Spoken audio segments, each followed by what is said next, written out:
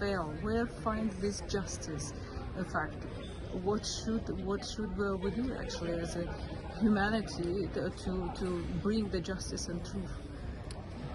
If I follow the recent developments in Armenia, my impression is that your country has made up a decision that you want to be closer integrated with the West, with the European Union, and to share the same values and the same principles.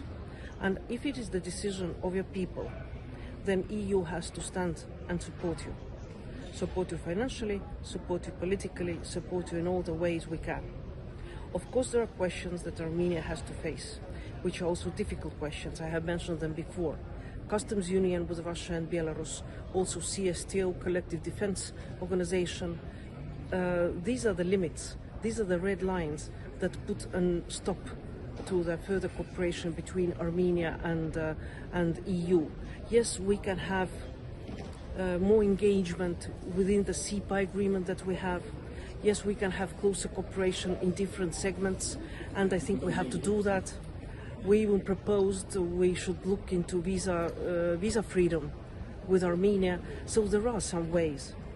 But customs union and CSTO, these are the questions where we expect Armenia to act, to show that Armenia is serious about its intention for Western integration.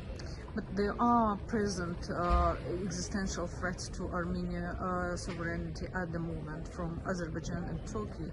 I mean, and living in such a geopolitical situation is quite hard to decide, especially under such a threat. It's very difficult to decide at the moment. It is, I agree. And the world is not fair. If somebody thinks that world is fair, unfortunately it's not. I come from Estonia. My country has been under occupations for centuries. We've been under Soviet occupation, we were under Nazi occupation, so I know how difficult it is to find the strength to go for independence. My country did it in '91. We were a socialist republic. We had the same story as you had, but we decided to cut off from Russia and integrate with the West. The reforms were hard. I would say that people were paying with their salaries, elderly people, families with kids. Those reforms were very, very difficult. But that was the decision of the nation. We want to be part of EU, we want to be part of NATO. So yes, Armenia is facing difficult decisions in very difficult geopolitical situations. But sometimes these difficult geopolitical situations, they also open the window of opportunity.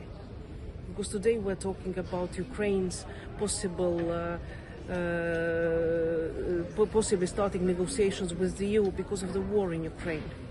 So it's a tragedy for your people, but this tragedy might open a window and might bring you closer to the EU. And as you can see in this house, you have full support